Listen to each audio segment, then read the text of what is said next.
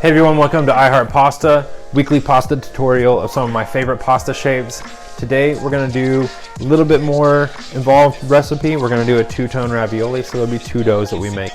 I know a lot of people are stuck inside their house right now with the whole COVID-19 outbreak and quarantine, so wanted to give you something a little bit more challenging than just one dough. So it's really just going to be two doughs. Maybe not more challenging, but definitely more work. So if you don't have squid ink, which is how we're going to turn our pasta black today, you can definitely do spinach puree, you can do paprika or saffron. There's lots of different ways to color a pasta.